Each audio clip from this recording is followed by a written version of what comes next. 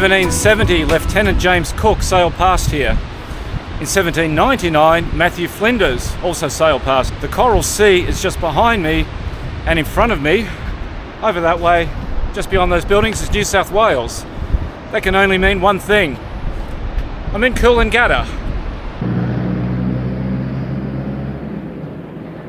This here is Point Danger. In the early 1830s, this was an unofficial meeting area of convicts, those who had fled from the Moreton Bay Penal Settlement to the north, and they were going south, and those who had escaped from Port Macquarie, which is south of here, and they were heading north. So much was this a problem that Commandant Patrick Logan of the Moreton Bay Penal Settlement decided to establish a military post here to keep an eye on the convicts who were moving through this area. Today, nobody really knows exactly where that little military station was. Some believe it was up the top here, up the top of Point Danger. And that would make sense. You could keep an eye on the surrounding area, the beaches, the hinterland. You got the Tweed River down there. But Alan Cunningham, the botanist, he said, now he was never here, I only heard this second or third hand. He said that the settlement was down there at the Tweed River. It was on one side of it. Which doesn't really make sense, because if you want to keep an eye on the area to watch people passing through it, why would you put it down there where you can't see what's going on up here?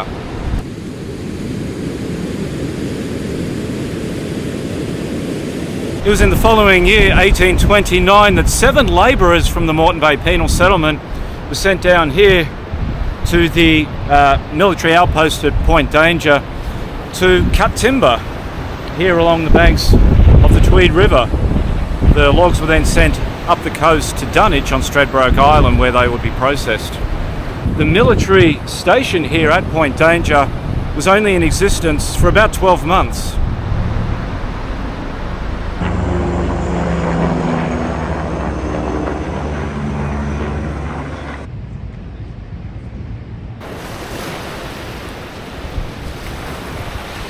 On the 18th of August 1846, the schooner Coolangatta was wrecked in a storm and washed up somewhere around about here near Coolangatta Creek.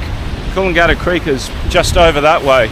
The vessel was named after the Coolangatta estate near Shoalhaven Heads in New South Wales. That means that the name Coolangatta is not a local Indigenous word, although fittingly it does actually mean place of a good lookout or a good view.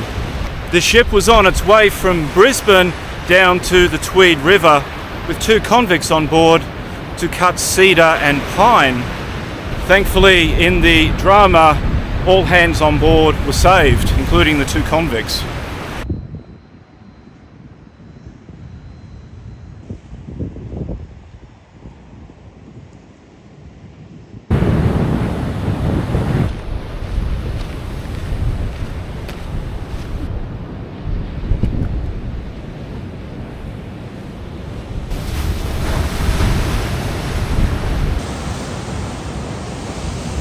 With the 1859 separation of Queensland from New South Wales, it was necessary to establish where the border would be.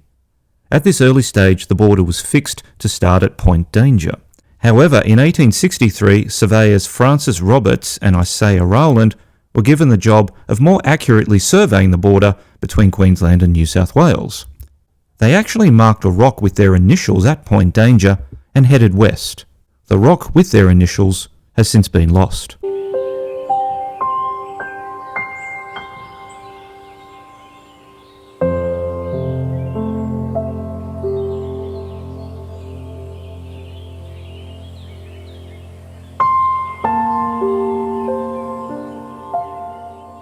It was in 1883 that the township was surveyed and given the name of Coolangatta after the ship.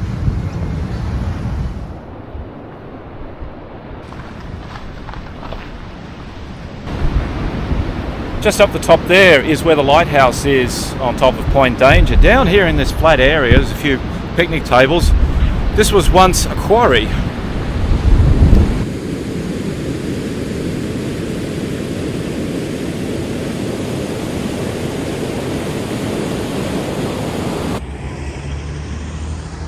As part of the economic boom that Queensland was going through in the 1880s, just behind me there on the corner of Hill Street and Boundary Street, that was the site of the commercial hotel built in 1884. However, it burnt down in 1897 and was replaced in 1901 by the Federal Hotel. And then in 1910 it became the Queensland Hotel. And then that was demolished in 1997 to make way for the current building you see behind me.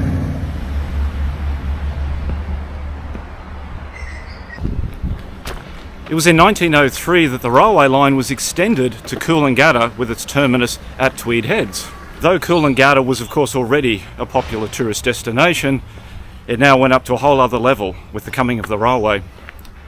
Where I'm walking right now is part of the old railway line. Trains used to come through here, and the old Coolangatta station was just up ahead, now Griffith Street. This here is the Greenmount Hotel. It's on Hill Street. The building that was here before it was the Greenmount Guest House. That was built in 1904. And Patrick himself was the very first person in Coolangatta to own a motor vehicle. Unfortunately, the guest house was demolished and this current building was put up in 1978. This is the model of it. It kind of looks like packing foam. And the reason why we have Greenmount Beach today is because of the old Greenmount guest house. All right, nearly at the top of this hill, and across the road is the Greenmount Hill Pat Fagan Park. And some beautiful pines over there. Look at that. I don't know if you can see them yet. Beautiful pine trees. In 1910, the Coolangatta Hotel opened as the Hotel Tweed. Its telephone number was 7. In 1919, the border between Queensland and New South Wales was sealed due to the global flu pandemic. The border remained closed for about 5 months to prevent people from New South Wales crossing into Queensland. At the time, Coolangatta was without the basic necessities. It had no baker, school, or post office. Everything was on the Tweed Head side. Locals on both sides were furious at the closure. Before long, the virus spread into Queensland, and the need for border control was no longer justifiable. This event did, though, help create the Coolangatta State School, which was opened in 1919.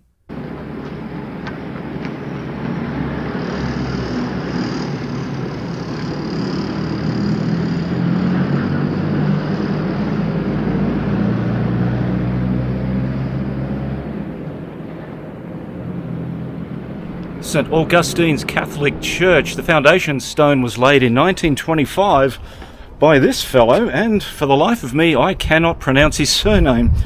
Where is he? Oh, the Most Reverend J. Duhig, D-U-H-I-G, Archbishop of Brisbane. Beautiful building, all closed up, of course. There's the House of the Lord. You could do a bit of gardening, though. I do know that the Right Reverend Mr. D-U-H-I-G returned here in 1926 to open the church. He laid the foundation stone, then came back. But I saw a little plaque just around the side here talking about this ghastly 1963 addition to the building. Oh, this stone was blessed by Sir James Duhig, D-U-H-I-G. I don't know, 1963. In this photo on the day that the church opened, you can see these ladies wearing bonnets. This one in particular looks rather shifty.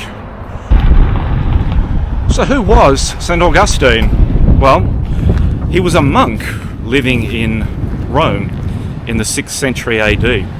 And he was given a mission by the Pope of the day to go to Britain and evangelize to the Anglo-Saxons, the pagan heathens of southern, central and eastern Britain, bring them to the Word of God.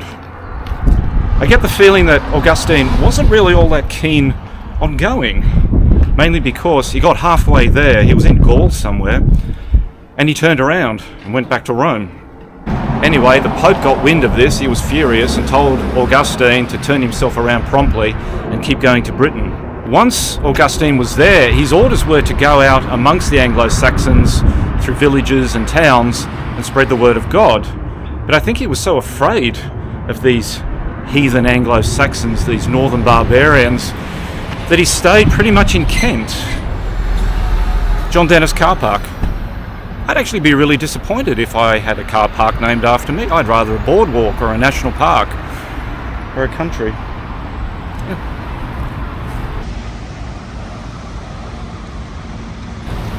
This here was the site of the Jazzland Dance Hall that opened in 1928, and I think for a lot of its history it never actually had an operating license. Years later the fellow introduced illegal poker machines. They called them fruit machines back then. There were ongoing complaints about noise and unsavoury characters coming here, mainly by religious types. An article in the Tweed Daily newspaper from 1933 described the tomfoolery that went on there. But it carried on for many, many years. It was so popular, including into World War II. US servicemen would come on down here for a night out on the town. It then became an antiques and collectibles place, but it all looks boarded up now. Oh no, they've moved to Machinery Drive. I don't know where that is. I won't go there. 1928, and then it was done up, I think, in the 30s. A bit more of an Art Deco kind of look about it. You can see on the top up there, it's got that Art Deco-ish sort of style. Big spider up there. In 1930, the Coolangatta Hotel burnt down. It was rebuilt and reopened the following year. In 1936, the Coolangatta Aerodrome was opened. It comprised of 3 grassy strips and was initially intended only as an emergency landing field for planes between Sydney and Brisbane. It's now in the suburb of Belinga and is known as the Gold Coast Airport. The land the airport sits on was originally set aside as a rifle range in 1929.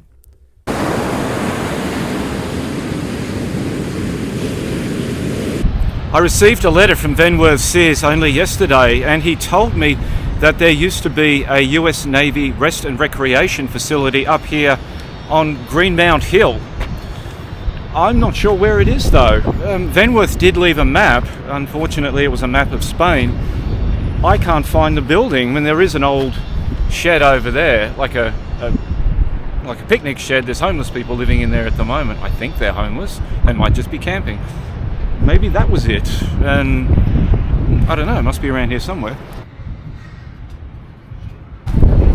Yes, that's it. That's the old building, the old facility that the US personnel used for rest and recreation. Venworth was right. Of course, back in the day it had walls around it and windows. Now it's all just open to the elements. You know, I'm glad I don't work in an office.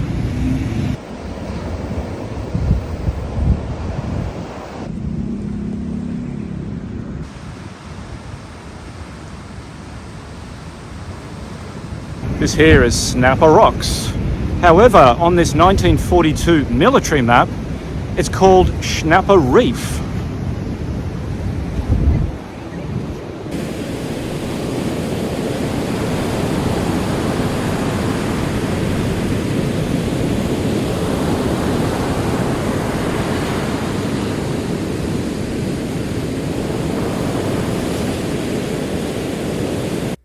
In 1953, the song It's Hot in Brisbane, but It's Coolangatta was sung by Gwen Ryan, probably the first jingle written to promote an Australian tourist destination. It's hot in Brisbane, but it's Coolangatta. The first half of the 20th century saw a plethora of imaginatively named businesses and pastimes, including Funland, Natureland, Jazzland, Danceland, and Skateland. The Coolangatta train station was round about over there to my left. This is Chalk Street, that's Griffith Street, just behind those buildings there. The train station was closed in 1961, and the reason why the line was closed down here was because it was felt that private car ownership had become so popular that there was no need for a train line here anymore. So they tore it out. The line ended at Beenleigh.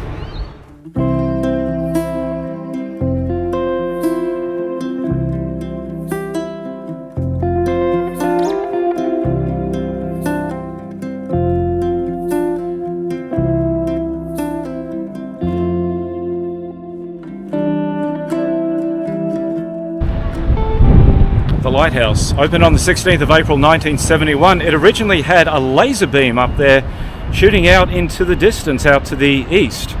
Unfortunately, the beam was just a little too narrow for ships to see it, so it was kind of useless. The following year, in 1972, they just installed a standard big light bulb up there like all the other lighthouses.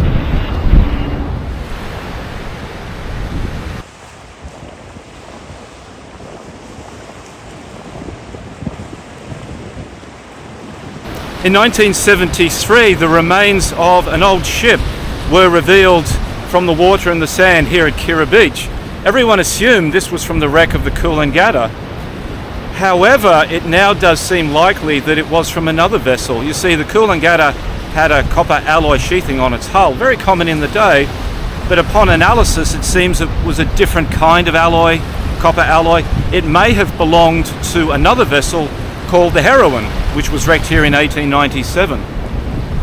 But this wasn't the first time that the wreck had been exposed. It did briefly reappear back in 1936.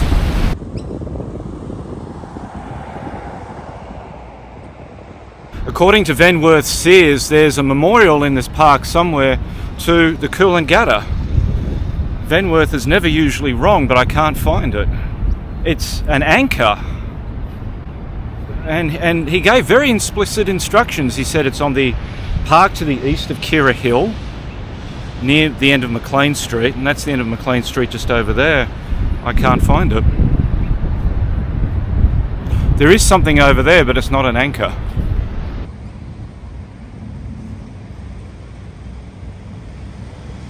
This is the sheeting, the copper alloy sheeting from maybe the Coolangatta. This plaque here seems to be pretty sure that it is. This may be an old plaque now. Subsequent research seems to cast doubt on the validity of this being from the Coolangatta. Anyway, this is it here. You can come and see the copper alloy sheathing of a ship, not necessarily the ship, the Coolangatta. In 1983, the Coolangatta Hotel burnt down yet again, this time due to arson by a former barman. In 1984, the movie The Coolangatta Gold was released. 14 different types of cheese went into the making of this Cain and Abel-like battle of brothers, as they compete to win $20,000 and the acknowledgement of their rotten father. There's some flash dance type dancing.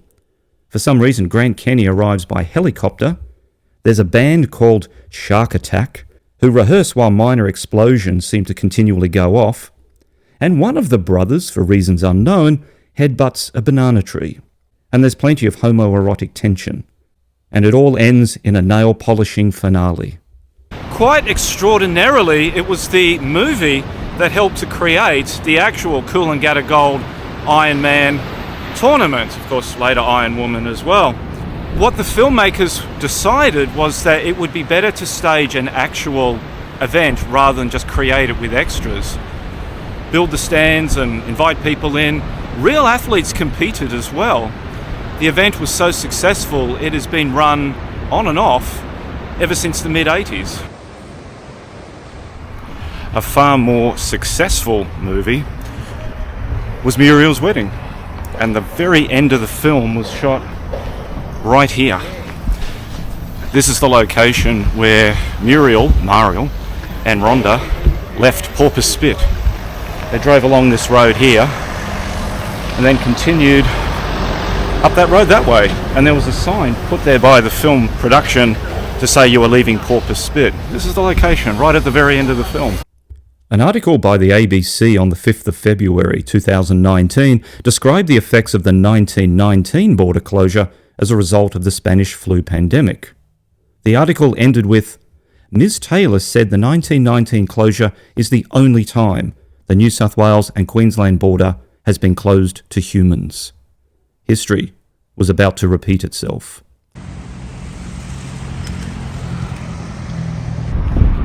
This here is Dixon Street. It's the boundary between Queensland and New South Wales. However, in 2020-2021, due to the COVID-19 pandemic, this became a physical boundary known as the Great Wall of Coolangatta. It was hundreds of traffic barriers, bright orange ones, all linked together right down the middle of the street, much to the great annoyance and resentment of people on both sides of it. What happened was you had people living on one side but going to school on the other. Coolangatta is a place of duality. It is either at the end of Queensland or it's at the start of Queensland. And there's daylight saving, which means at certain times of the year there are two different times depending on what side of the road you are on. And early in its history, it was a place of drama, escaped convicts, a military station, and shipwrecks. But today, it's calm and mellow.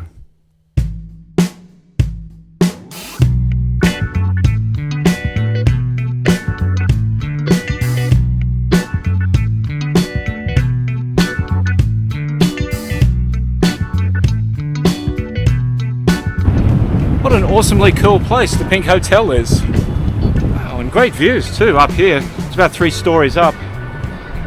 There's the beach over there. Green Mount is just there. And there's my car keys.